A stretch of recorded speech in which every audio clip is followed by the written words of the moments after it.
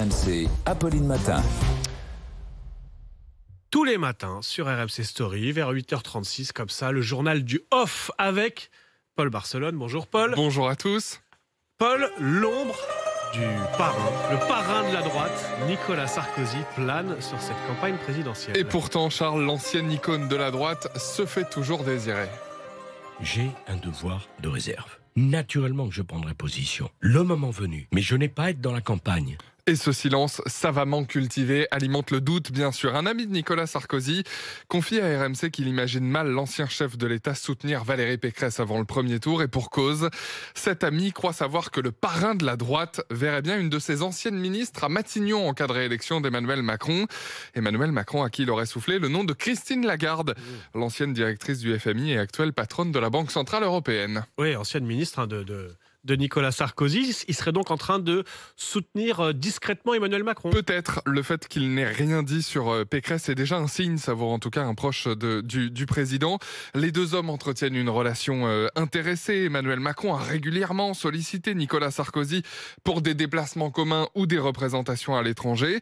Mais pour les macronistes, la position de Nicolas Sarkozy est plutôt ambiguë. Il veut garder son statut d'ancien président et en même temps son statut de figure tutélaire de la droite en restant le dernier des Mohicans.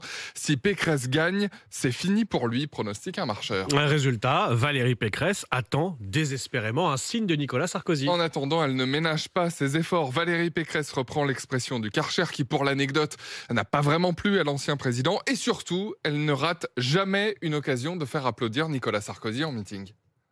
Si vous avez aimé l'énergie indomptable de Nicolas Sarkozy, alors vous aimerez notre campagne. Et tout cela fait dire un proche soutien de Valérie Pécresse. Je ne vois pas comment Sarkozy pourrait ne pas la soutenir. L'ancien président s'est récemment montré dithyrambique au sujet de la candidate des Républicains qu'il a qualifiée de solide dans l'émission Ambition Intime sur M6. Mais vous le savez, Charles, tout cela ne vaut pas bénédiction. Son soutien peut être un point de bascule, admet quand même un supporter d'Emmanuel Macron qui se justifie. Sarkozy serait bien content d'être associé à une remontée de Pécresse devant Le Pen. On va donc surveiller de près les prochaines prises de parole de Nicolas Sarkozy. Autre info à retenir ce matin, Paul, une nouvelle plainte contre Éric Zemmour. Déposée par SOS Racisme après ses propos tenus hier matin sur la chaîne publique Sénat. Vous nous dites que s'il n'y a plus d'immigration, il n'y a plus de délinquance parce que tous les délinquants sont des immigrés. Ou des enfants d'immigration. Allez voir dans les prisons françaises et vous verrez. Mais je vous assure que si on arrête l'immigration, on retrouvera la tranquillité dans ce pays. Éric Zemmour fait donc une nouvelle fois le lien entre délinquance et immigration. Silence radio dans ses rangs, c'est juste un énergumène dingue et raciste. 30 ans qu'il est à la télé et qu'il déverse son dégoût, sa haine, s'indigne une ministre avec qui j'ai échangé sur le sujet hier. Il stigmatise 50% de la population française. Il ne faut pas laisser les Cassandres vendre l'image d'une France rabougrie.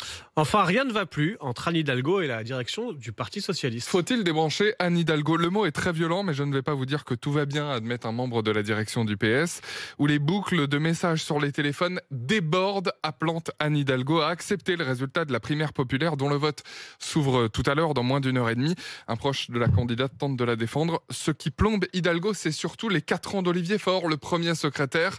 On a passé notre temps à battre notre coulpe.